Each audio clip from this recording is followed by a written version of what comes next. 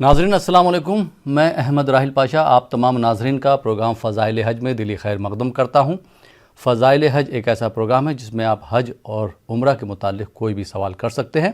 آپ کے سوالوں کے جوابات دینے کے لیے اور ہم سے گفتگو کرنے کے لیے ہمارے ساتھ حیدرآباد سے جڑ رہے ہیں مفتی سید مصباح الدین نقشبندی صاحب، اور ہمارے دوسرے مہمان ہیں محمد عادل شمیم صاحب جو ہمارے ساتھ کانپور سے جڑ رہے ہیں، جو آپ کو آپ کی فرمائش پر حمد اور نعت کا نذرانہ پیش کریں گے۔ آپ دونوں حضرات کا ہمارے ساتھ اس پروگرام میں جڑنے کے لیے بہت بہت خیر مقدم ہے، بہت بہت استقبال ہے۔ اور سب سے پہلے میں عادل شمیم صاحب آپ سے درخواست کروں گا کہ ہمارے ناظرین کے لیے ایک پیارا سا کلام پیش کریں۔ جی عادل شمیم صاحب۔ السلام علیکم ورحمۃ اللہ وبرکاتہ۔ وعلیکم السلام ورحمۃ اللہ وبرکاتہ۔ کعبے کی رونق، کعبے کا منظر، کعبے کی رونق، کعبے کا منظر، اللہ اکبر اللہ اکبر، کعبے کی رونق، کعبے کا منظر، اللہ اکبر اللہ اکبر۔ حیرت میں خود کو کبھی دیکھتا ہوں اور دیکھتا ہوں کبھی میں حرم، حیرت میں خود کو کبھی دیکھتا ہوں اور دیکھتا ہوں کبھی میں حرم کو، لایا کہاں پہ میرا مقدر، اللہ اکبر اللہ اکبر، کعبے کی رونق، کعبے کا منظر، اللہ اکبر اللہ اکبر۔ یاد آ گئی جب اپنی خطائیں، اشکوں میں ڈھلنے لگی التجائیں، یاد آ گئی جب اپنی خطائیں، اشکوں میں ڈھلنے لگی التجائیں، رویا غیلا پہ کعبہ پکڑ گئے، رویا غیلا پہ کعبہ پکڑ گئے، اللہ کیا بات، بہت خوب۔ اللہ اکبر، کعبے کی رونق، کعبے کا منظر، اللہ اکبر اللہ اکبر۔ بھیجا ہے جنت سے تجھ کو خدا نے، کیا بات، چوما ہے تجھ کو میرے مصطفیٰ نے، بھیجا ہے جنت سے تجھ کو خدا نے، چوما ہے تجھ کو میرے مصطفیٰ بے شک، کیا بات، بہت خوب۔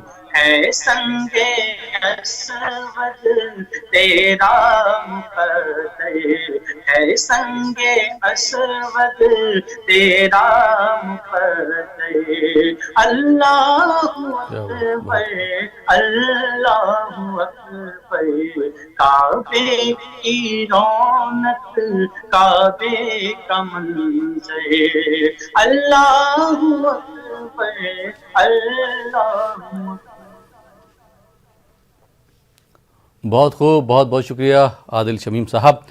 اور ناظرین اب ہم سوالوں کا سلسلہ شروع کرتے ہیں، اور سب سے پہلے مفتی سید مصباح الدین نقشبندی صاحب آپ سے ایک سوال کرنا چاہوں گا کہ قرآن پاک میں حج کے بارے میں کیا بیان فرمایا ہے اللہ تعالیٰ نے؟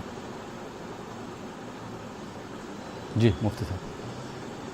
بسم اللہ الرحمن الرحیم الحمد للہ رب العالمین والصلاة والسلام علی حبیبہ سید الانبیاء واشرف المرسلین وعلى آلہ الطیبین الطاہرین واصحابہ الاکرمین الافضلین وعلى من احبهم وتبعهم بإحسان اجمعین الى یوم الدین اما بعد فأعوذ بالله من الشيطان الرجيم بسم الله الرحمن الرحيم ولله على الناس حج البيت من استطاع إليه سبيلا صدق الله العظيم.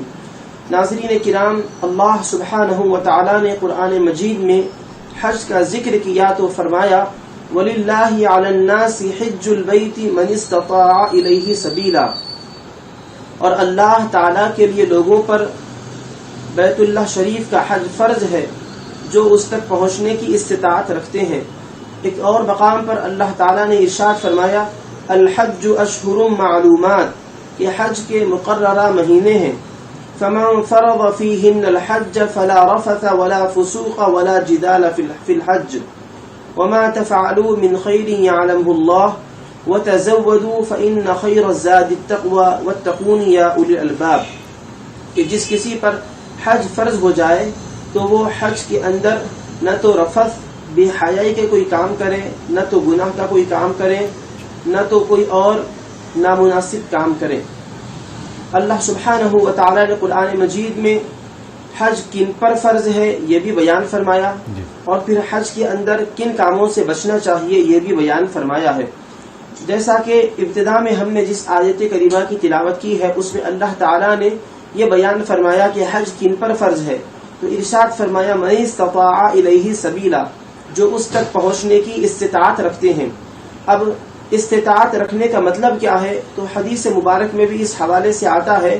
حضرت عبداللہ بن عمر رضی اللہ عنہما نے فرمایا کہ حضور اکرم صلی اللہ علیہ وسلم کی خدمت اقدس میں ایک صاحب حاضر ہوئے اور عرض کرتے ہیں یا رسول اللہ صلی اللہ علیہ وسلم ما یوجب الحج، کہ حج کو واجب کرنے والی کون سی چیزیں ہیں؟ تو سرکار دو عالم صلی اللہ علیہ وسلم نے ارشاد فرمایا الزاد والراحلہ، کہ حج کو واجب کرنے والی چیزوں میں سے ایک توشہ سفر ہے اور ایک سواری ہے، کہ جس کسی کے پاس سواری اور توشہ سفر ہو اس پر حج فرض ہے. ان آیات بینات اور حدیث شریف کی تشریح میں فقہاء کرام بیان فرماتے ہیں کہ جو کوئی انسان اپنی ضروری زندگی کے جو کچھ بھی ضروری امور ہوتے ہیں اس کے پاس استطاعت موجود ہے اور اپنے افراد خاندان اور پھر گھر والوں کے اخراجات اس کے پاس مہیا ہیں اور اس کے پاس بیت اللہ شریف تک پہنچنے کی سواری کا بھی خرچ ہے اور سفر میں کھانے پینے کے بھی اخراجات اس کے پاس موجود ہیں، تو ایسے شخص پر حج فرض رہے گا. اور اس کے علاوہ مزید فرماتے ہیں کہ زکوٰۃ اور حج کے نصاب میں فرق یہ ہے کہ زکوٰۃ کے لیے ایک خاص نصاب بتایا گیا ہے اور اس کے لیے ضروری ہے کہ وہ سال اس پر گزر جائے اور زکوٰۃ کے اندر مال نامی ہو، لیکن حج کے اندر مال کا نامی ہونا، بڑھنے والا ہونا یہ ضروری نہیں ہے، اور پھر نصاب پر سال کا گزرنا یہ بھی ضروری نہیں ہے، اور نصاب کا پوری مقدار میں ہونا بھی ضروری نہیں ہے کہ اپنے گھر والوں کے کھانے پینے اور ان کی ضروریات کا انتظام کر کے خود بیت اللہ شریف تک جا کر آنے اور اپنے کھانے پینے کے انتظام اور اس کے اخراجات جن کے پاس ہے ان پر حج فرض فرمایا گیا ہے. جی بہت بہت شکریہ مفتی سید مصباح الدین نقشبندی صاحب. آئیے ناظرین اس جواب کے بعد ایک اور کالر کو پروگرام میں شامل کرتے ہیں جو کہ ہمارے پہلے کالر. جی السلام علیکم. ہلو السلام علیکم. وعلیکم السلام. جی کون صاحبہ کہاں سے بات کر رہی ہیں؟ میں شکیلہ علی گڑھ سے بول رہی ہوں. بھائی اور خیریت؟ الحمدللہ. جی شکیلہ صاحبہ سوال کیجیے. میرا سوال یہ ہے، ایک تو ناز سننے ہے وہ کعبے کے قریب پہلی نظر جی یہ والی، اور دوسرا سوال یہ ہے کہ جیسے کہ عورتوں کو نماز مطلب کس طرح سے پڑھنی چاہیے، سجدے میں رکوع میں مطلب پیر ہاتھ جیسے کس طرح سے رکھنی چاہیے؟ نماز خواتین کو نماز کس طرح سے پڑھنا چاہیے؟ آدمیوں کی طرح کوئی دیکھی ہے میں نے سجدہ پیر اوپر کرتی ہوئی، یہ صحیح ہے یا غلط ہے؟ جی چلیے بہت بہت شکریہ. جی مفتی صاحب کیا جواب دینا چاہیں گے محترمہ نے جو سوال کیا تھا علی گڑھ سے؟ جی کیا ان کا سوال کیا ہے؟ سوال یہ کہ عورتوں کی نماز پڑھنے کا طریقہ کیا ہے، اس حوالے سے سوال کرنا چاہ رہی ہیں، کن باتوں کو ذہن میں رکھ کے جو بسم ہے اللہ نماز پڑھنا الرحمن چاہیے؟ الرحیم. عورتوں کی نماز پڑھنے کا طریقہ. جی کیا فرمایا آپ نے؟ جی عورتوں کی نماز پڑھنے کا طریقہ کیا ہے، وہ اس پر آپ جو ہے روشنی ڈالیے. جی ٹھیک ہے، اب یہ عرض کرتے ہیں. سائل کا سوال ہم کو سنائی نہیں دیا، اسی لیے ہم نے آپ سے سوال دریافت کیا. بسم اللہ الرحمن الرحیم. جیسا کہ ابھی بہن نے سوال کیا ہے کہ عورتوں کی نماز پڑھنے کا طریقہ کیا ہے، تو عورتوں کی نماز میں اور مردوں کی نماز میں تھوڑا سا فرق ہے. ارکان تو وہی رہیں گے، نماز کی سنتیں، فرائض اور واجبات وہی رہیں گی، لیکن تھوڑا سا اس کی ہیئت میں فرق یہ ہے کہ نماز جب شروع کریں گے، شروع کرنے سے پہلے نیت تو اسی طرح کی جائے گی جس طرح مرد حضرات نیت کرتے ہیں. جو بھی نماز پڑھ رہے ہیں، فجر ہو، ظہر ہو، عصر ہو، مغرب ہو، عشاء ہو، نماز کی نیت کر لیں گے اور ان کی رکعتوں کا ذکر کریں گے نیت کے اندر. اس کے بعد خواتین اپنے منکبین مونڈھوں تک اللہ اکبر کہتے ہوئے ہاتھ اٹھائیں گی اور اپنی سینے کے پاس ہاتھ باندھ لیں گی، سینے کے اوپر.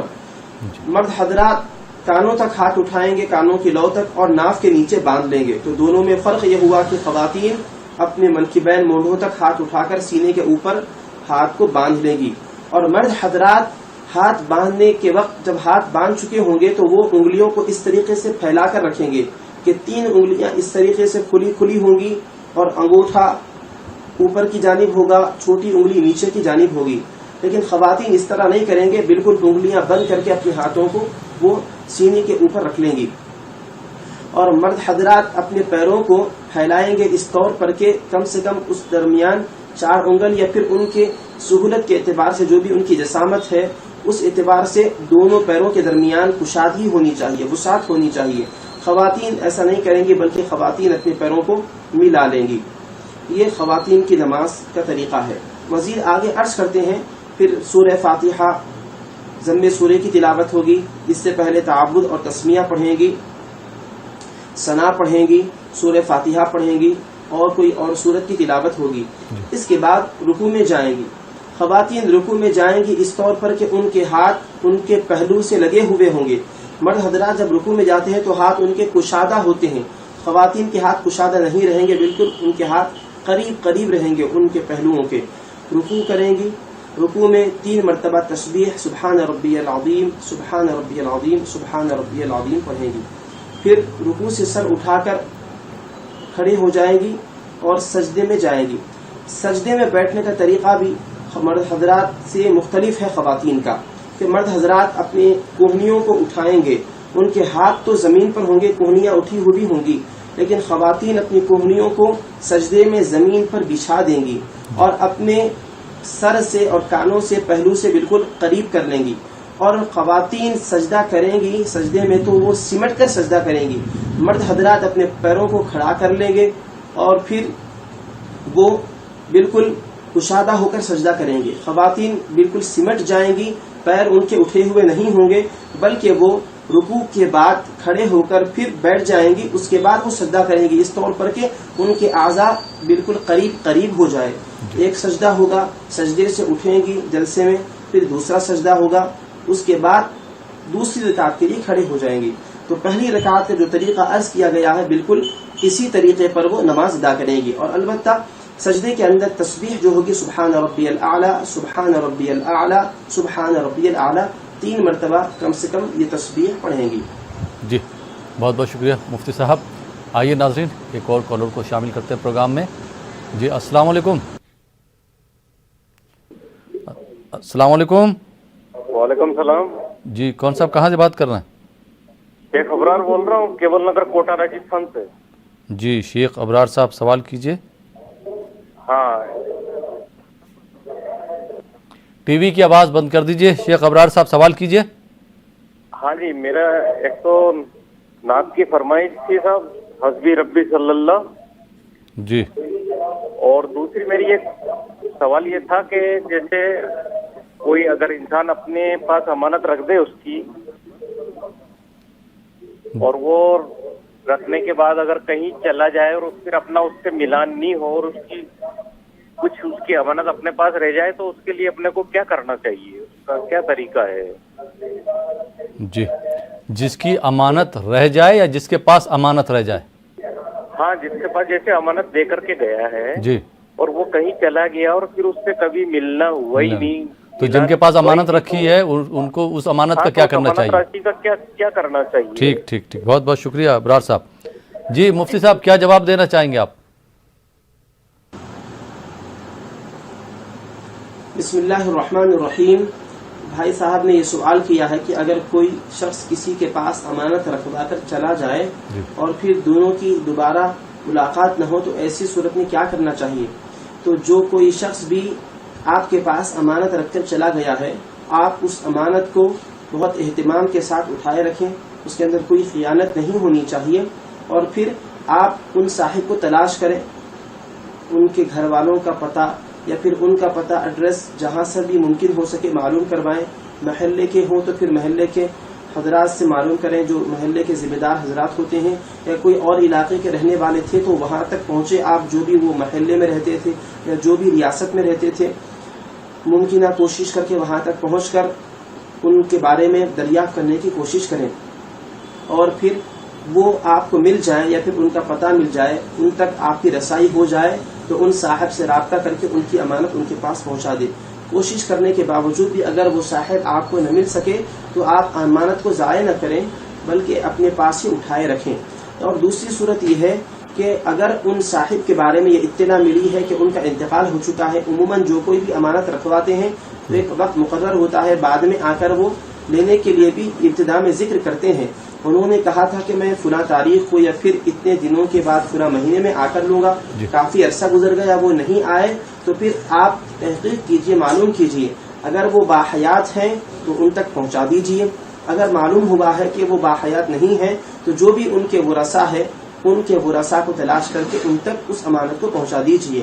اگر کوشش کرنے کے باوجود بھی وہ صاحب آپ کو نہ مل سکے تو آپ اپنے پاس اس امانت کو محفوظ رکھیے, اور اپنے ورثاء کو اور اپنے گھر میں بیوی بچے جو بھی ہوں ان کو بتا دیں کہ فلاں شخص کی امانت میرے پاس ہے, انہوں نے میرے پاس اس امانت کو محفوظ رکھایا تھا لیکن ابھی تک وہ نہیں آئے, وہ امانت میرے پاس محفوظ ہے, اگر اللہ تعالیٰ کا فضل شامل حال ہوا میری زندگی میں وہ آئے تو میں خود ادا کر دوں گا, اگر میری زندگی میں وہ نہیں آئے تو اس امانت کو ضائع نہ کرنا, اٹھا کر رکھنا, جب بھی وہ آئیں یا پھر ان کے بارے میں تفصیلات معلوم کریں, اگر وہ مل جائیں تو ان تک یا پھر ان کے انتقال ہونے کی صورت میں ان کے ورثاء تک امانت کو پہنچا دیں. یہ بھی وصیت آپ اپنے افراد خاندان اور اپنے ورثاء کو, گھر والوں کو کر دیں. جی بہت بہت شکریہ مفتی صاحب. اور محمد عادل شمیم صاحب, نعت کی فرمائشیں بھی آ چکی ہیں تو میں چاہوں گا کہ آپ ہمارے ناظرین کے لیے نعت کے 3 اشعار پیش کریں. جی عادل شمیم صاحب. اے عشق نبی میرے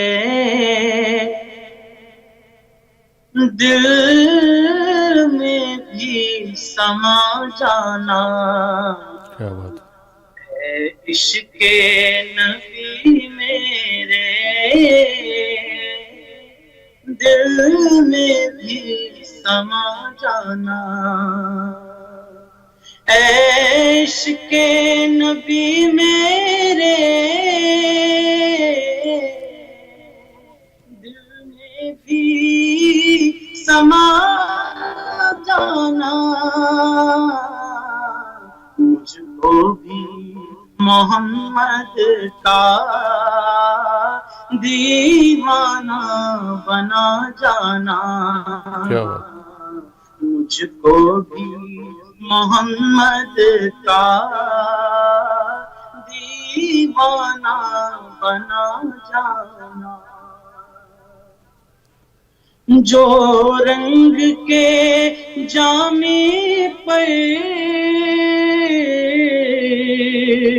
رومی پہ چڑھایا تھا,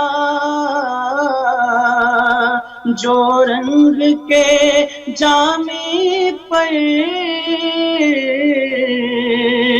رومی پہ چڑھایا تھا, اس رنگ کی کچھ رنگت مجھے پہ بھی چڑھا کیا بات، بہت جانا، خوب، کیا بات، بہت خوب عادل اس صاحب۔ رنگ کی کچھ رنگت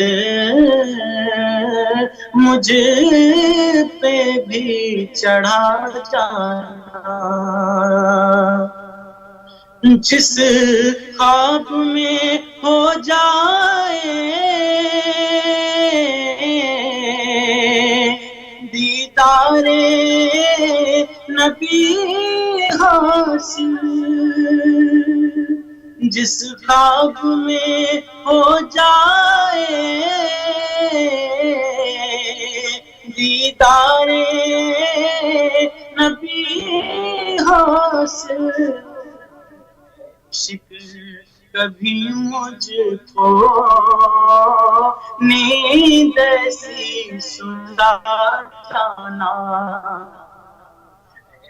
عشق کبھی مجھ کو نیند ایسی سلا جانا، قدرت کی نگاہیں بھی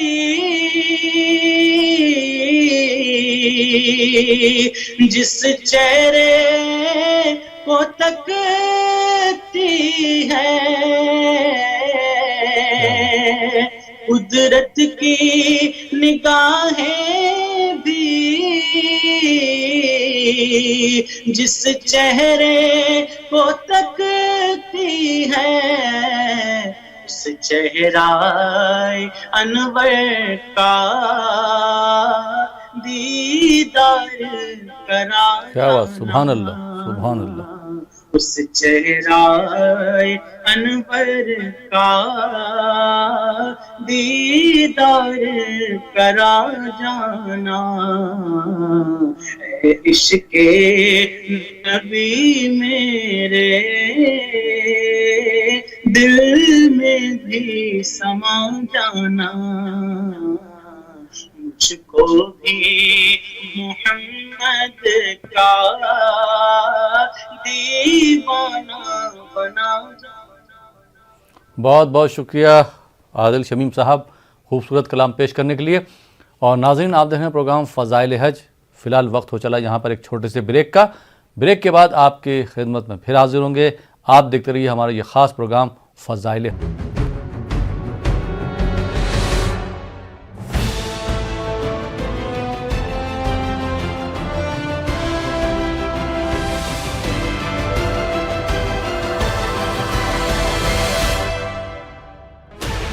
Sixteen channels, 15 languages, 26 states, 1,200 plus reporters, 66.9 crore viewers. India's largest news network, News 18 Network.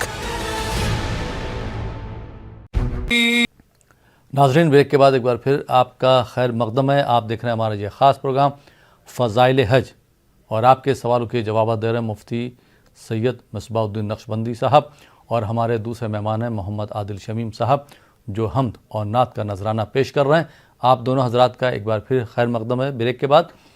اور بریک کے بعد ایک اور کالر کو پروگرام میں شامل کرتے ہیں۔ دیکھتے ہیں یہ کالر کہاں سے ہیں اور یہ کیا سوال کرنا چاہتے ہیں۔ جی السلام علیکم۔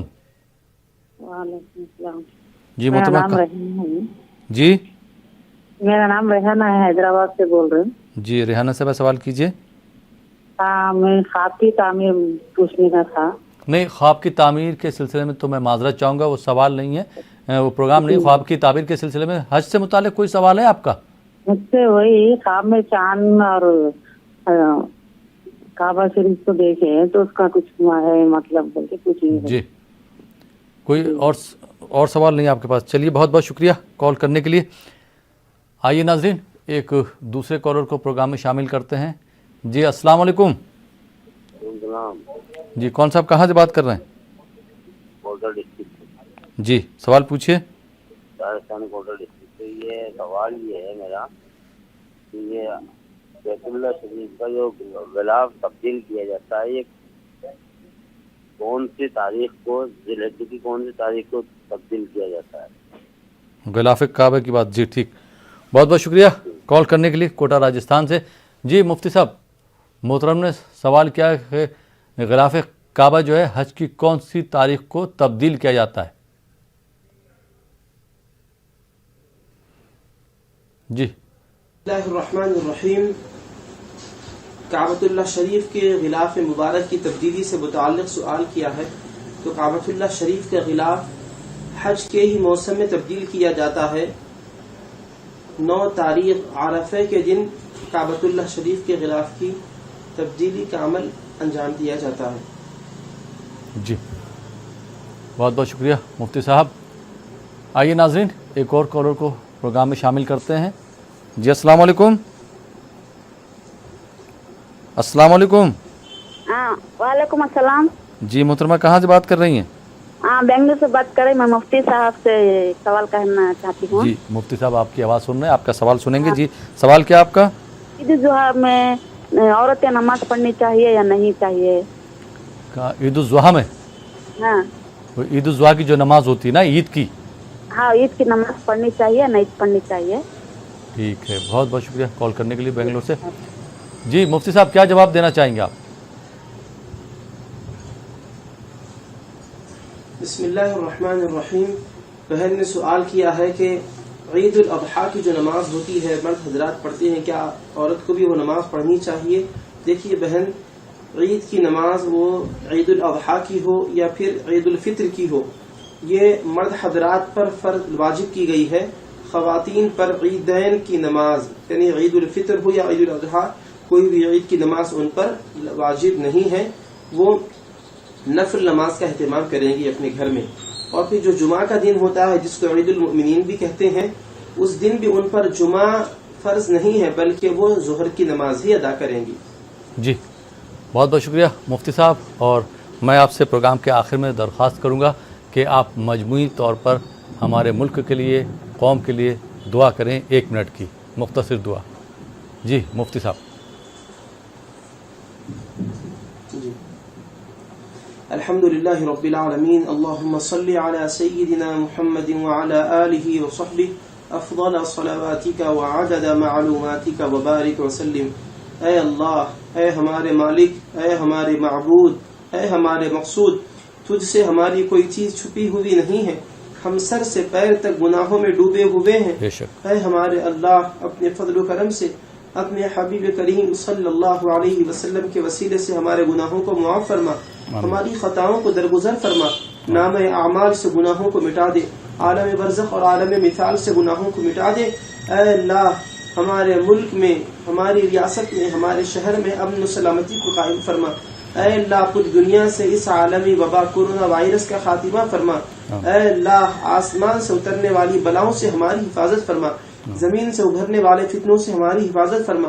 اے اللہ, ہم کو اپنے اور اپنے حبیب کریم صلی اللہ علیہ وسلم کے بتلائے ہوئے طریقے کے مطابق زندگی گزارنے کی توفیق عطا فرما. اے اللہ, ہماری دین دنیا آخرت کو بہتر بنا دے. اے اللہ, ہمارا سب سے بہتر دن وہ ہو جائے جس دن ہم تیرے اور تیرے حبیب پاک علیہ السلام کے دربار میں حاضر ہوں. اے اللہ, تمام عالم اسلام کے حالات کو بہتر بنا دے. اے اللہ, حرم مکہ اور حرم مدینہ منورہ کے دروازے ہمارے لیے پھر سے کھل جائیں. ہم کو حج بیت اللہ اور زیارت روضہ حبیب پاک علیہ السلام اور عمرے کی سعادت سے سرفراز اور مالا مال فرما. وصلی اللہ تعالی علی خیر خلقہ سیدنا محمد وعلى آلہ وصحبہ اجمعین برحمتک یا ارحم الراحمین والحمد للہ رب العالمین. بہت بہت شکریہ مفتی سید مصباح الدین نقشبندی صاحب کہ آپ ہمارے ساتھ جڑے اور آپ نے ہمارے ناظرین کے سوالوں کے جوابات دیے. آپ کا بہت بہت شکریہ. اور محمد عادل شمیم صاحب, آپ کا بھی بہت بہت شکریہ کہ آپ بھی اس پروگرام میں شرکت کیے اور آپ نے ہمارے ناظرین کی فرمائش پر حمد اور نعت کا نذرانہ پیش کیا. آپ دونوں حضرات کا بہت بہت شکریہ. تو ناظرین, یہ تھا ہمارا پروگرام فضائل حج. فی الحال یہ پروگرام اب یہیں پہ ختم ہوتا ہے. اسی کے ساتھ اپنے میزبان احمد راحیل پاشا کو اجازت دیجیے اور آپ دیکھتے رہیے نیوز 18 اردو.